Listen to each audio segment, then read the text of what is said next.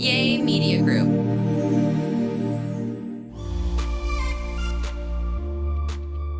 Hey, what's up, y'all? It's your boy Cornelius. You know, every Tuesday, we're going to talk about it. Talk About It Tuesdays. I have a new episode for you that is sure to just, I mean, it's amazing, y'all. We talk about authenticity. We're talking about, not caring what people think. We're talking about, community and all that kind of stuff. I got my boy, David Winston, who's joined me. But make sure that you're sharing, make sure you're liking, make sure you're subscribing to this. Now you can actually watch the videos live on Spotify. So make sure that you click, you watching, you sharing, all that kind of stuff. We love y'all. My wife's coming back here real soon. She had to do a little thing, but we're gonna get this thing done. Okay. All right. Introduces. I'm out. Yo, what's up, everybody? It's your boy Cornelius back with another episode of This Is Life. And I have a special guest with me today. I hope you've been enjoying all the guests I've been having. But today I get a chance to be with my brother, man. This dude, David Winston. It's not, I just added the extra enunciation. It's just David Winston. Out of Chicago or Forest Park or wherever. He's in the Chicago area. But nevertheless, David, welcome to the podcast, brother. What's going on, homie? Cornelius, man, thank you. And I just want to say, y'all, I made it. I've officially made it. I'm on Cornelius' podcast. I done made it in life, man. What's up, brother? My guy. Hey, man, I'm cool. I wanted to have an in-depth discussion with you about a couple things. So I want to jump right into this. You and I, we've known each other for a couple of years. You've come to the retreat. And I mean, we've been able to have some really, really, dope conversations. One of the things that I've noticed about you just by observance is your willingness to now cling a little bit more to authenticity, to like who David is. Could you talk a little bit about what that journey has looked like from, for you? You have, I mean, if y'all don't know, his last name's Winston. His dad is Dr. Bill, the general of faith. I mean, you can't talk about church without talking about, your family and your lineage. So what does that journey of authenticity, I mean, what does it look like for you? And expound on that for me. Absolutely. I think I had to learn how to discover my own value.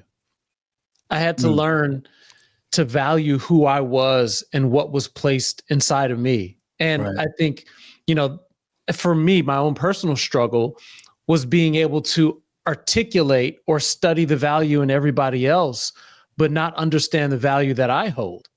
Mm-hmm. And I think once I started to understand the value in me, who I am, what God has placed inside of me, gifts, talents, abilities, the anointing on me, whatever you want to call it, that I started to understand that, wait a minute, that there's something special and unique inside of me, regardless of what other people are doing, regardless of, what my parents or what my father has done. Thank God for what's happened in their lives.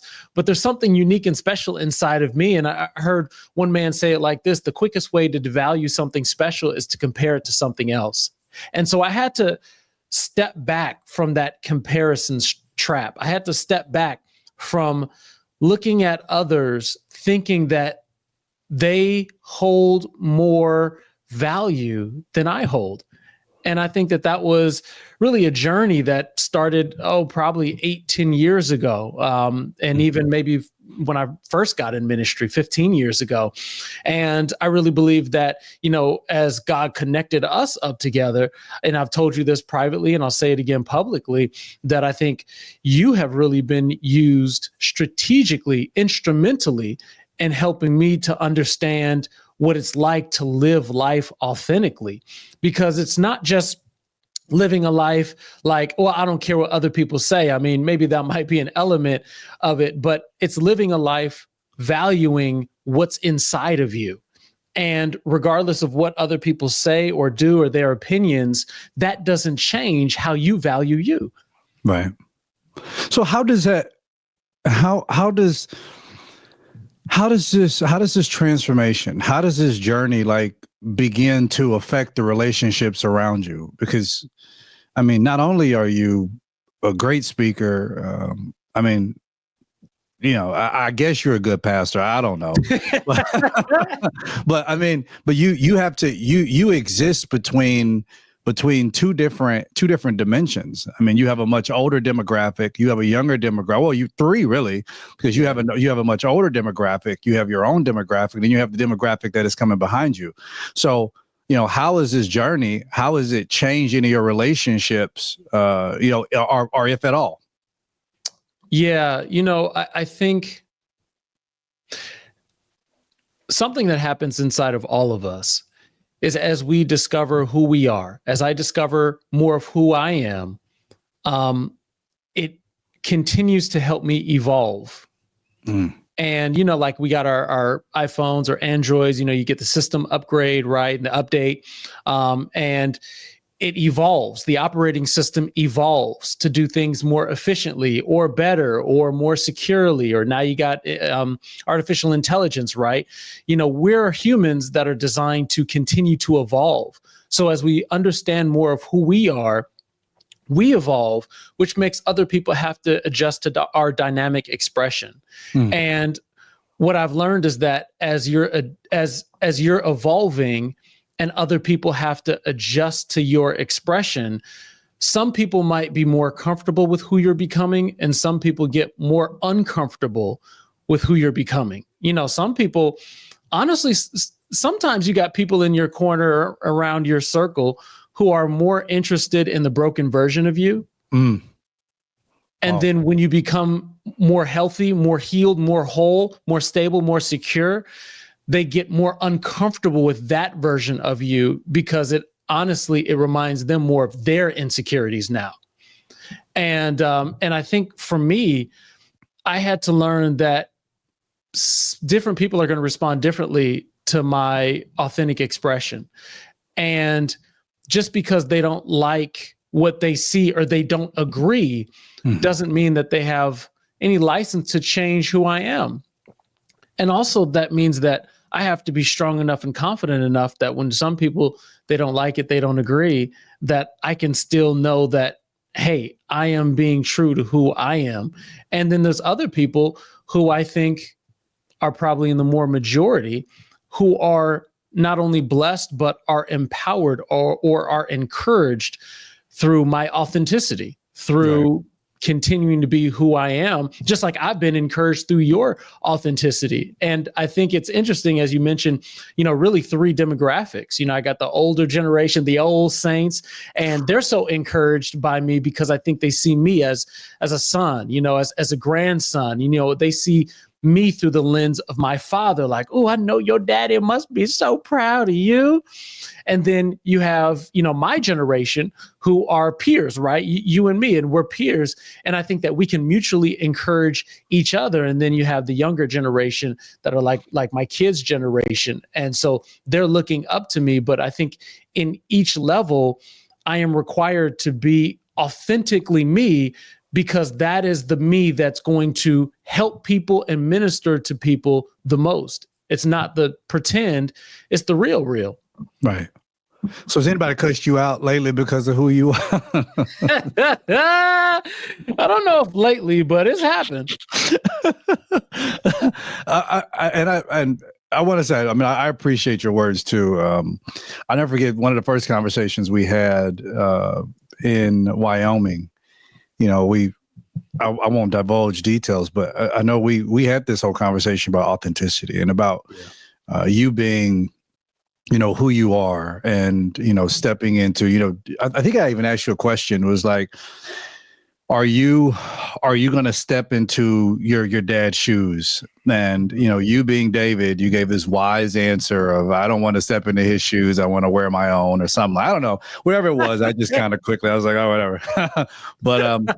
But it was good. And I think from there, we've been able to see this change. I feel like is so important into church culture right now. I'll go ahead. And can I jump in, Cornelius, and say one thing? I think, just being real, I think one of the hardest parts about the position I occupy right now is that I'm getting a lot more visibility as my father had, some health issues last year, and thank God he's made a strong recovery, but I had to step in a lot. And so I immediately became a lot more visible, and I had a lot of people comment and say, like, I didn't know Bill Winston had a son, and I didn't know how to feel about that. But anyways, hold up. You can't just say that and then we just go past that. How is it that, do you feel like the ministry was so consuming that it was only about Dr. Bill, or how was it that they wouldn't know that he had a son? Yeah. I feel like the way that our culture has developed for the way we do ministry has been very centric on my father. And so I think being inside the ministry, obviously, of course, he has a son. He has a couple daughters too, and has a wife and, grandkids and stuff. But I think the way that we do ministry is very centralized on him as the prominent figure, which is not surprising because, he came up in the 90s and the early 2000s where the ministry was growing into prominence. And that was an era where ministry was built on personalities and it was not built on the strength of culture or community. So those have been some interesting comments when people are kind of just discovering that Bill Winston has a son. And so it's like, okay, well, hey, that's cool. But, and the other side of my mind is like, is that to our detriment? Like, is what? That as a ministry, and not being critical of my father, just as a ministry, we haven't done enough of a job to help people know that there's a ministry family here. Has he not talked about like family enough? Have we not created a culture enough that you understand that there's family here and that's important? And I know he's mentioned me, before, and mentioned, his family and everything. But anyways, I think the point I was on the way to making was, I think the thing that bothers me the most now is having to calculate the way that I'm going about things and take into account the way that people will respond to it, knowing that I'm not my father. And I think in these last couple of years, I've become more and more aware of how we are different, even though, we're very similar and he raised me, but I think differently. I operate differently. The way we go about addressing things is different. Now, scriptures don't change. The word of God doesn't change, but even the way we interpret, the word of God, I have some differences, usually not big glaring differences, but there are some differences in the way that I interpret certain things. And I believe that it is because of part of the generation that I've grown up in. And so there's some differences there. And I think for me, the struggle is being my authentic self and having that authentic expression, but also not having such a stark contrast from my father and those who have grown up in that generation and connecting to the ministry and hearing his familiar message, not drawing such a stark contrast that it's too much of a jolt, right? It's too hard for them to make that transition. And so I've had to be very wise. And I think the way that, whether it's doing a message or leading teams or articulating the way I think we should go about things in a way that is respectful toward him and what he has built, but yet is true to me and true to what I feel like God is telling me to do and the way he's telling me to do it. Do you want to take over what he's built? I do. And that's something that I wrestled with for a while. I know we talked about it. Yeah, we've had some conversations, as you just alluded to. Yeah, man. I feel like God has put that in my heart for me and my wife. And I think that that's part of the difference. I don't want to do it as the main central figure. It's me and Nikki. It's me and my wife together. And that gives me great joy. Cornelius, it gives me more joy to know that we'll be able to do it together than to say, oh, I get to be in leadership. I get to take over. I get to run it. I'm not super interested in that. I'm really, really excited about us doing it together, which is honestly a difference from generation to generation, right? You know, it was previous generations were a little bit more male dominated, but I think for the way we operate now in 2025 and beyond, I think that people really want to see that holistic approach, you know, of a couple or, you know, a family really approaching this thing together as a unit. Wow. I do want to go. Before I go forward, I have something to ask you going forward. But before I go forward, I have to go backwards.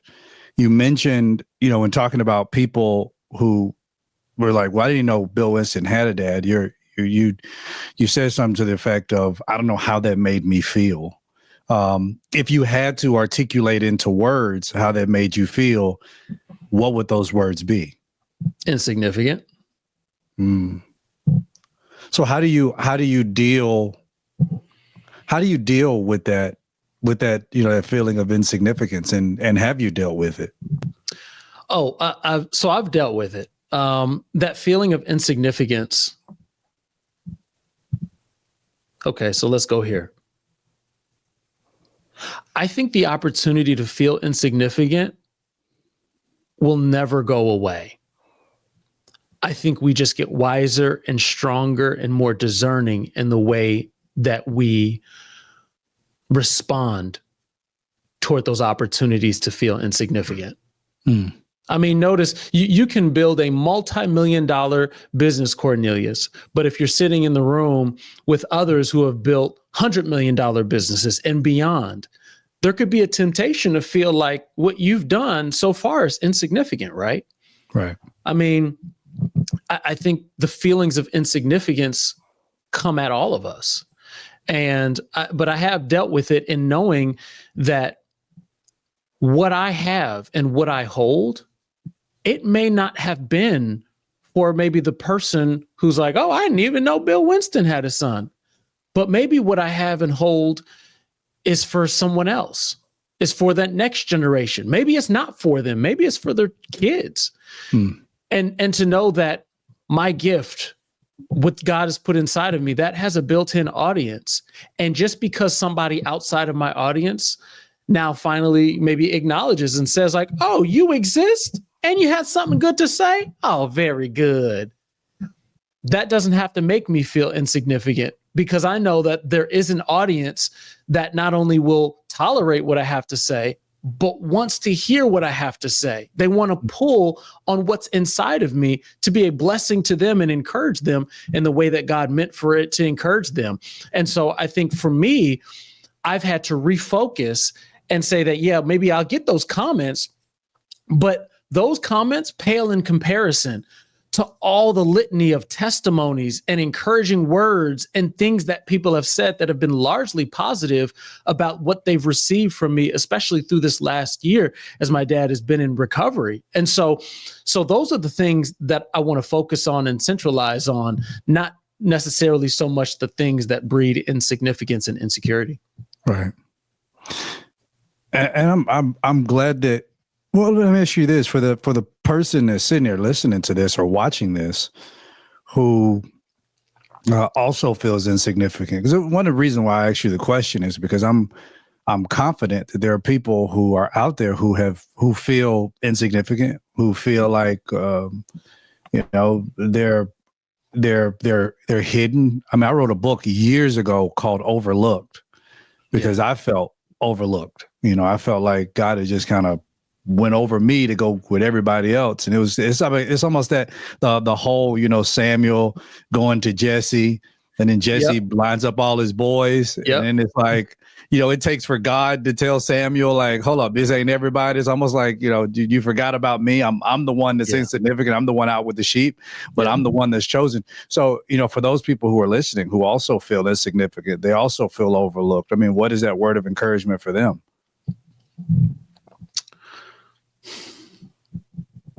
That word of encouragement is, there's something significant inside of each and every one of us. And don't determine your value by trying to use someone else's skills, ability, or gift as your metric. That's the worst way to determine value. I think the best thing you can do is determine what is something that you can do. What is a passion inside of you? What is a part of you that you can give the world that just even in a small way, you can leave people better than how they were before they encountered you. And I think a lot of times fear, insecurity, and doubt makes us hide and shrink back. It makes us put our gifts and abilities under the table. It makes us, lean back into the crowd instead of stepping out and stepping forward and being bold to let the world adjust to our dynamic expression of who we are. And I think the best thing you can do is, if you're struggling with insignificance, this is going to sound crazy, do something that puts you out there that makes somebody respond to you. And so I don't know what that would be, right? Maybe that could be starting a podcast like we're doing right here, right? Maybe that's writing a book. Maybe that's volunteering to lead something. Maybe that's doing something in your ministry. Maybe that's being on the praise and worship team, or maybe that's volunteering in some capacity, or maybe it's starting a recovery group. Do something that puts you out there, that puts a demand on the potential inside of you, that allows people to respond to what you're putting forward. Because a lot of times people discount themselves before they even step up into the fight, into the race, or step up into something that would have people to respond to them. And, insecurity, it's almost like insecurity predetermines how people are going to respond to us before we give people an opportunity to respond to us. And so I've learned that, I just got to step up and allow somebody to respond to what I got and what I'm trying to offer. Some people are going to like it. Some people won't. But I can guarantee you this: your audience will never discover who you are if you are hiding. I love that. And just for clarification, you're saying to do something that is well-intentioned to jump out there. And I don't, because it could be construed with some of my audience, some of my new audience, and I love y'all, but he ain't saying go become a stripper or start an OnlyFans. No, because that could also put you out there. And if these egg prices keep going up, I may have to start my own. But that's another podcast for another day. But I'm talking about. If that's how you put yourself out there, Pastor David just said, I want y'all to know, Pastor David. Come on, Pastor David Winston just said, if it takes you to put yourself. No, keep your clothes on. Stay out of Magic City, okay? So, look, Magic City, brother, they got these Lou William wings. Here you go. So what they're lemon pepper wings, but they add hot wing sauce to them. And when you get them, you got to get them the Atlanta way. You got to get them fried hard and wet. Fried hard and wet. You got to get fried hard and wet. Because when they wet, it's just the sauce and stuff is just drippy. It's a whole thing. But nevertheless, Pastor David just said you need to jump into something that people can see you. So, and then he came back and said, keep your clothes on, which we want you to keep your clothes on. But okay, so kind of going to another side of this. We mentioned retreats earlier, and that was I knew of you before, but I didn't know you. Yeah. And I invited you out to a retreat in Wyoming, and I was shocked when you said you would come. Let me ask you this question. Why did you agree to come? Man, let me tell you how God set up that moment. At the end of 2020, I'll make a long story short.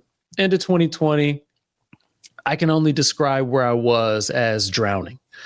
I was alive and living, and on the outside, everything was going well, right? And we were in the middle of pandemic, and I know people were losing their jobs and their income and all that kind of crazy stuff. Some people were losing their health, losing family members. Fortunately, I didn't have to go through none of that. But yet inside, I was drowning, and I was just in a not good space mentally. And my wife, she noticed it as a good wife and said, let me get you connected to a good therapist. I was like, okay. I started, doing that, and I started to recognize some unhealthy things in my life. And I also started to recognize that there was a big void of community in my life. See, one thing I think that I was taught a lot of growing up, thank God, was I was taught faith, right? I was taught faith, how to believe God, how to trust in the word of God, put his word to work, and trust in the promises of God. But I wasn't taught a lot about community and the importance of community and how to be purposeful about healthy community around you. And that was something that I really lacked.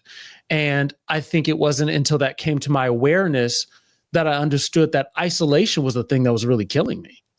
Wow. And it took a pandemic, I think, for maybe a lot of people to realize that in different ways.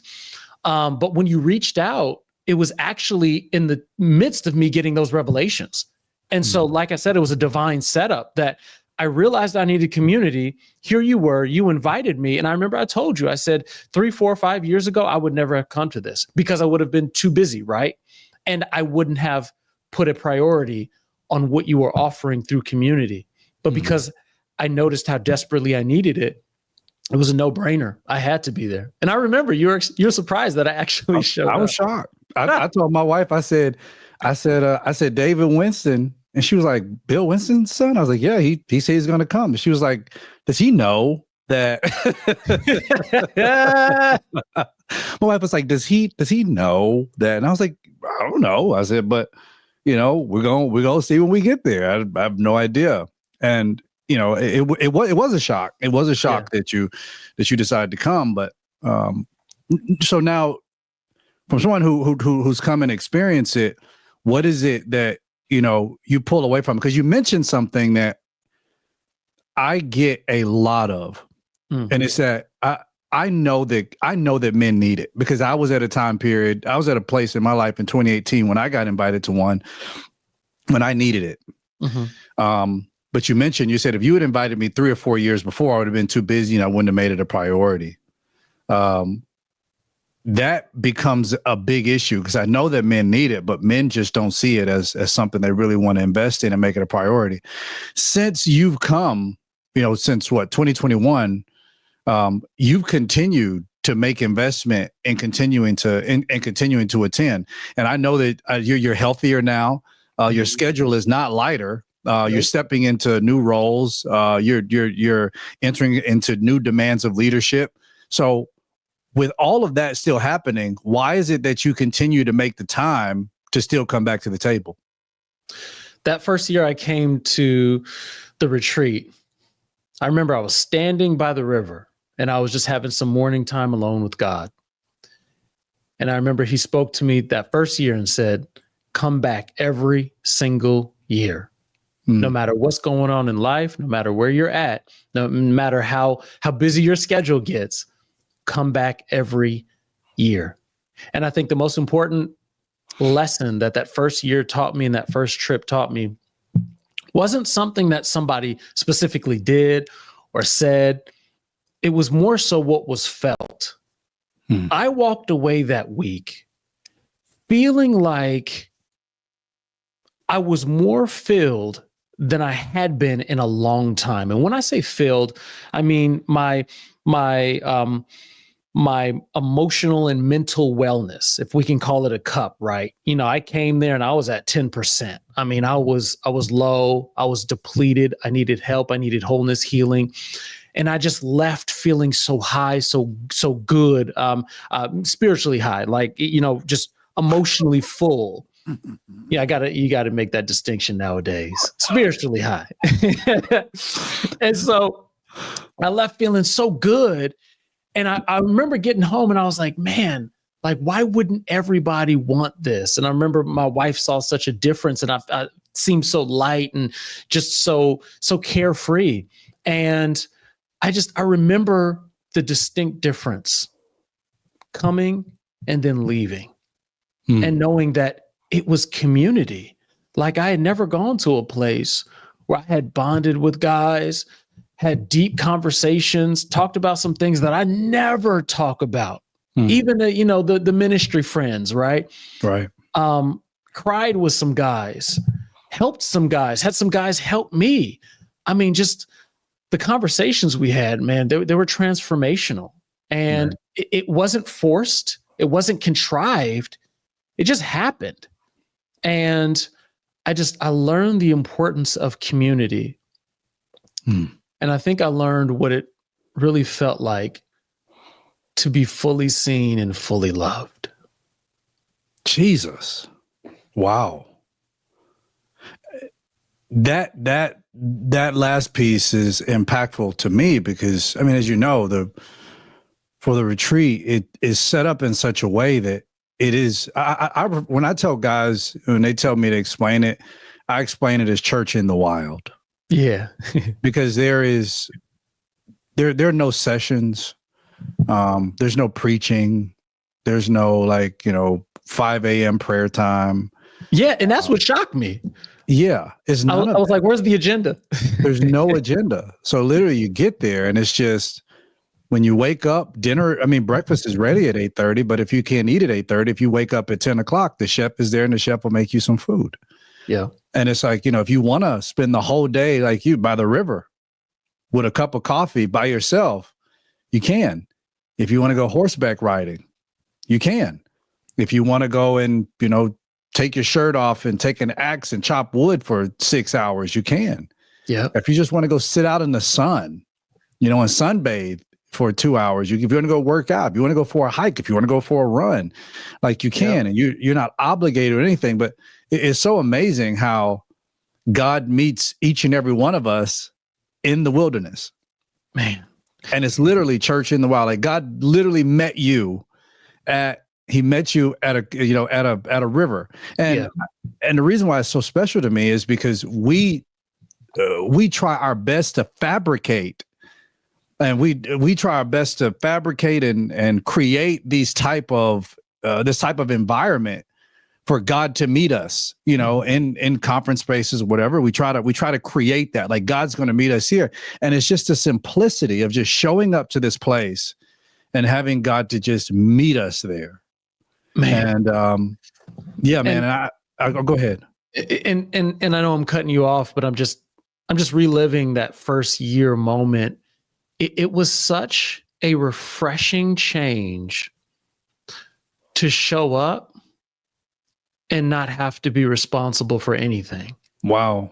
Because even when you show up to a conference that you're not running, you're still responsible at a level, right? Right. Maybe you're responsible for getting to all of the sessions. Maybe you're responsible for meeting and connecting with people, or you're responsible for being a representative of the ministry that you represent to other people that you have, ministry connection with. But to go someplace, to not have an agenda, to not have a schedule, man, Cornelius, you blew my mind the first year when I was like, okay, so what's the schedule? What's the itinerary? And you're like, it's nothing. I was like, what you mean? Like, I thought you was joking. I said, what you mean nothing? And he said, no, it's nothing. It's whatever you want it to be.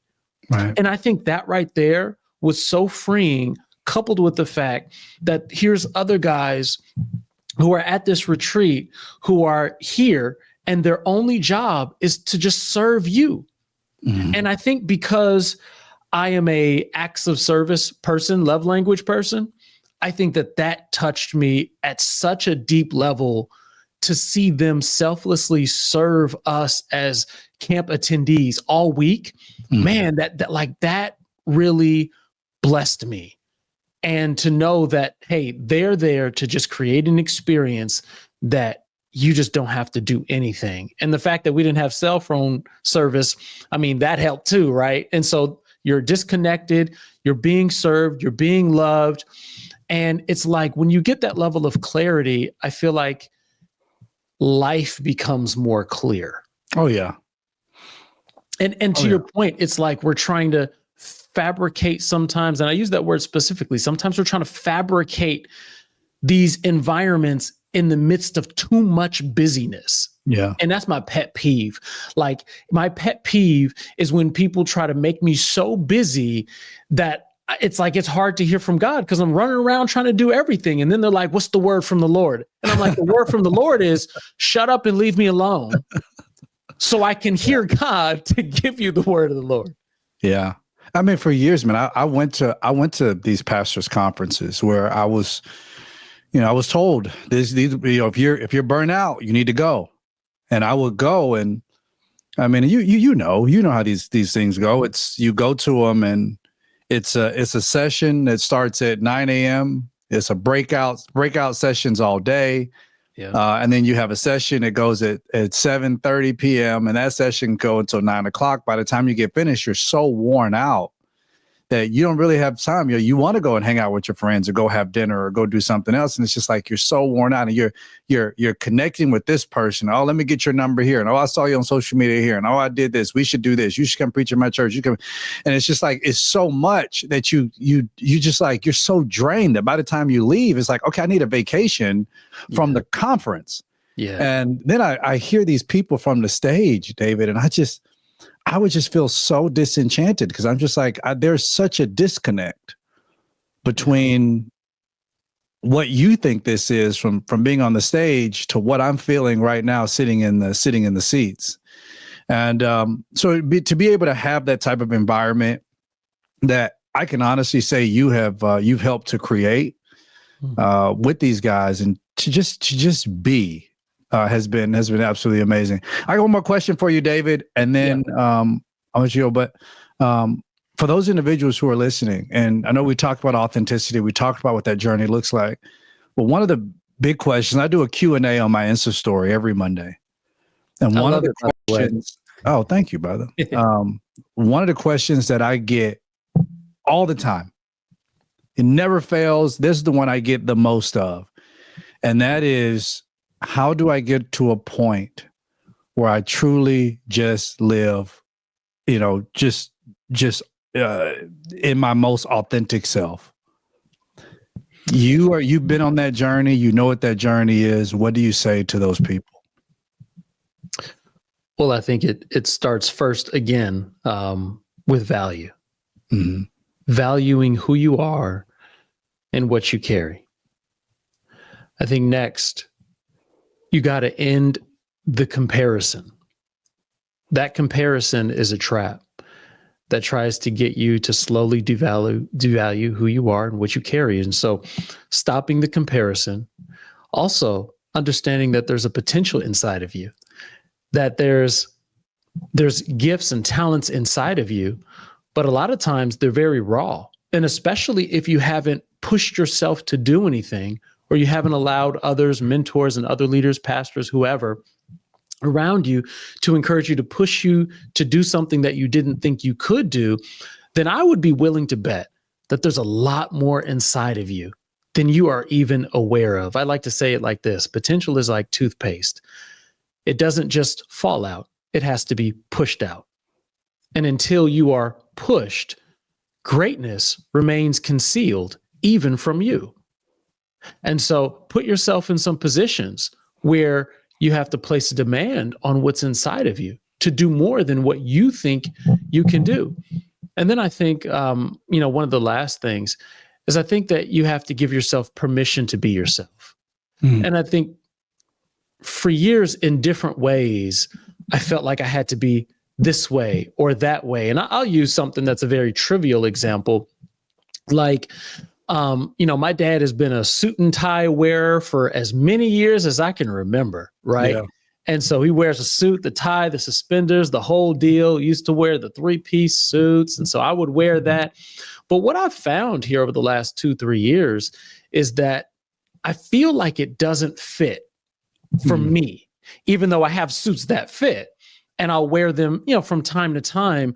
But I've started to feel like, hey, my go-to is maybe a turtleneck, or maybe a crew neck sweater or something. I dress a little bit more casually than my father dresses, and it makes me feel more like me. Like, that's my lane. And when I feel like me, I've found that I'm actually a lot less inhibited to give people the revelation, the wisdom, and what's on my heart that God has given me for the people. Right. And so that's, one illustration, one example of just be you, and for some people, suit and tie is their thing, but it's not my thing. And so I find that things flow a lot easier for me when I do what I feel like is comfortable or native for me to do.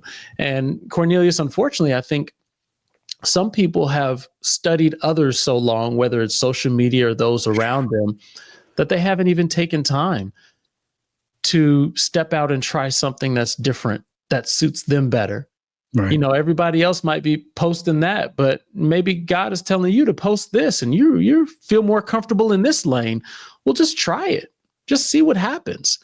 And, you know, follow that leading, you know, follow that nudge that you're feeling inside. And I believe that when you do those things and put all those things together, you'll find yourself living an authentic life. And something that I talk about in a book that I wrote called Authentic, The Confidence to Be Yourself, the Courage to Release Your Greatness, is the fact that you are somebody's future favorite waiting to be discovered.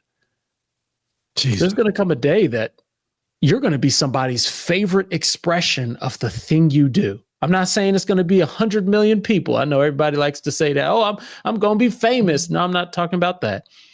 But there's somebody who's going to validate what you have by saying, man, you do it the way that is the best for me. And thank you for doing it the way you do it. But they can't discover that unless you take courage and step out and be authentic to who you are. How can they get the book? Absolutely. You can go on Amazon right now. You can go on Amazon and get your copy. You can go to my website, davidswinston.com, and you can see the links to grab your copy as well. How can they be connected with you through what is it? Instagram, Facebook? Instagram, Facebook, Twitter, or X. David S. Winston. David S. Winston. And go check out my YouTube channel as well. Got a lot of great content out there also. What you be doing on YouTube? Oh man, I post all of my messages on YouTube. Okay. Gotcha. I actually just started something called the Winner's Circle, which is more like it's a membership group, so it's a closed community. But I do weekly live videos. We talk about the Word of God. We talk about Christ. We talk about culture, and I'm giving a lot of like my personal insights and interpretations, and even opinions about different things. And so it's a group that's growing, but I love that group, man. And I think it's becoming exactly what God told me to make it. And that's another thing that was kind of scary, right? Is to do it. I started it toward the beginning of the year, maybe at the beginning of February. And God told me, hey, do this. And you're going to pick a subject every week. Maybe you'll have a couple scriptures and then just flow. And that made me a little nervous, Cornelius, because I'm actually more of a like planned, preparing type person. And so I like to have the outlines, right? I like to have all the notes. I know.